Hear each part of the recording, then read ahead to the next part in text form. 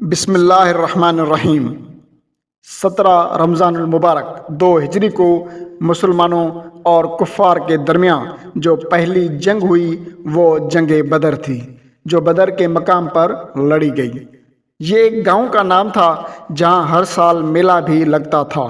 یہ مقام شام سے مدینہ جانے کے دشوار راستے سے ہو کر گزرتا ہے اور مکہ کے تجارتی قافلے یہاں سے ہو کر گزرا کرتے تھے۔ قریش کے ایک تجارتی قافلے کو یہ اطلاع ملی کہ مسلمان ان کے قافلے پر حملہ کرنے والے ہیں اور قافلے کو لوٹنے والے ہیں۔ مگر کیسے؟ یہ کیسے ممکن ہو سکتا ہے کہ مسلمان قافلے کو لوٹیں گے اور جبکہ رمضان کا مہینہ چل رہا ہو؟ دراصل بات یہ تھی کہ بدر کی جنگ سے 1 سال پہلے جب مسلمان مکہ سے ہجرت کر کے مدینہ گئے تھے تو وہ اپنے ساتھ کچھ بھی لے کر نہیں گئے تھے سوائے ان کپڑوں کے جو پہنے ہوئے تھے۔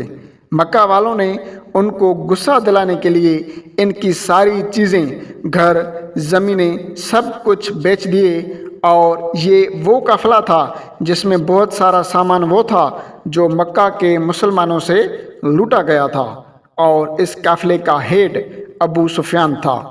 تو مسلمان لوٹ نہیں رہے تھے بلکہ اپنے سے لوٹے ہوئے سامان کا بدلہ لے رہے تھے۔ ابو سفیان نے مکہ خبر بھجوائی کہ مسلمان ان کے قافلے کو لوٹنے والے ہیں، لہٰذا وہ ان کی مدد کے لیے آئیں۔ قریش جو کہ مسلمانوں کی ہجرت اور ان کی بڑھتی ہوئی تعداد سے سخت خائف تھے اور موقع کی تلاش میں تھے کہ کسی طرح مسلمانوں کو شدید نقصان پہنچایا جا سکے، وہ اس سنہری موقع کو کیسے ہاتھ سے جانے دیتے؟ کفار قریش کو بدر کے مقام پر پہنچ کر معلوم ہوا کہ ان کا تجارتی قافلہ تو بحفاظت مکہ پہنچ چکا ہے، تو کئی سرداروں نے مشورہ دیا کہ اب لڑنا یا جنگ کرنا ضروری نہیں، لیکن ابو جہل نہ مانا اور وہ مسلمانوں سے جنگ کرنے کے لیے تیار ہو گیا۔ اس جنگ میں مسلمانوں کی تعداد مشرکین کے مقابلے میں انتہائی قلیل تھی۔ مشرکین مکہ کی تعداد جو کہ 1000 تھی، 300 گھوڑے اور 700 اونٹ تھے، جبکہ مسلمانوں کی تعداد صرف 313، 70 اونٹ اور صرف 3 گھوڑوں پر مشتمل تھی۔ مگر صحابہ کرام کے دل جذبہ ایمانی کی طاقت سے مالا مال تھے، انہیں اپنے پروردگار اور نبی کریم صلی اللہ علیہ وسلم پر پورا بھروسہ تھا۔ لشکر اسلام کا یہ قافلہ 16 رمضان المبارک کو بدر کے مقام پر پہنچا۔ آپ صلی اللہ علیہ وسلم نے ساری رات اللہ تعالیٰ کی عبادت کی اور دعائیں مانگتے رہے۔ آپ صلی اللہ علیہ وسلم نے دعا فرمائی، یا اللہ، تو نے مجھ سے وعدہ فرمایا ہے، اسے پورا کر۔ اے اللہ، اگر آج اہل اسلام کی یہ جماعت ہلاک ہو گئی تو زمین پر تیری عبادت نہیں ہوگی۔ دوسرے دن جنگ شروع ہوئی۔ اس جنگ میں زیادہ تر صحابہ کرام اور کفار قریش آپس میں قریبی رشتہ دار تھے۔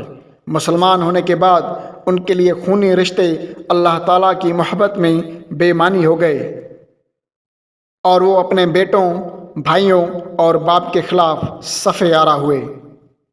صرف اور صرف ایک رشتہ باقی رہا جو کہ اللہ کی ذات سے تھا۔ جب ابو جہل کی فوج سامنے آئی تو وہ مسلمانوں سے 3 گنا بڑی تھی۔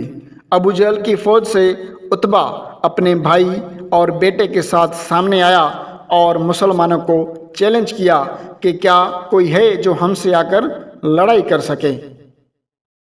تو حضرت حمزہ، حضرت عبیدہ اور حضرت امام علی علیہ السلام سامنے آئے اور لڑائی شروع ہوئی۔ حضرت عبیدہ رضی اللہ عنہ زخمی ہوئے، عتبہ، اس کا بھائی اور بیٹا تینوں مارے گئے۔ عتبہ کا ایک بیٹا حذیفہ جو کہ مسلمانوں کی فوج میں تھا، اس کے سامنے ہی اس کے باپ، بھائی اور چاچا کو مار دیا گیا، لیکن وہ مسلمانوں کی فوج میں ہی رہا کیونکہ وہ یہ جانتا تھا کہ مسلمانوں کی یہ جماعت حق کی راہ پہ ہے۔ مسلمان یہ اچھی طرح جانتے تھے کہ ان کے مقابلے میں دشمن کی فوج بہت بڑی ہے، تو حضور اکرم صلی اللہ علیہ وسلم نے ایک اسٹریٹجی اختیار کی کہ ہمیں اپنی جگہ سے نہیں ہلنا، دشمن کو آگے آ کے حملہ کرنے دیں۔ تو ابو جہل نے اپنی فوج کو حملے کا حکم دیا۔ اس کا خیال تھا کہ یہ مٹھی بھر لوگ ہیں، انہیں 10 منٹ میں ختم کر کے نکلتے ہیں، لیکن ایسا نہیں ہوا۔ مسلمان اتنی بہادری سے لڑے کہ ایک مسلمان کے بدلے 5 کافر مرنے لگے۔ تو کافروں کی فوج ٹینشن میں آ گئی کہ ہم ان سے 3 گنا زیادہ ہیں، مگر ان کو تو اپنی جگہ سے بھی نہیں ہلا پائے۔ تو اسی ٹینشن میں کافروں کی فوج پیچھے ہٹنے لگی۔ تو مسلمانوں کی فوج نے اپنی صفوں کو بدلا اور جو پیچھے کھڑے فریش لوگ تھے انہیں آگے لائے۔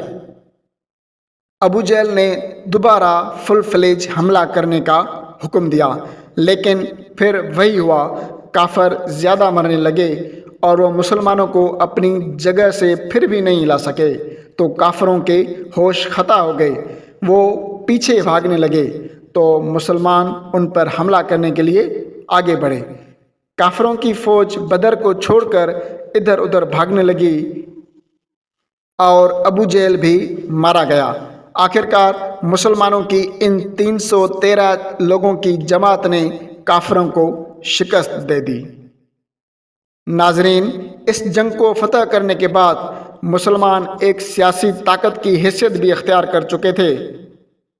انہوں نے ظالمانہ قوت کو مٹا کر عدل و انصاف کی سلطنت قائم کرنے کی بنیاد رکھ دی۔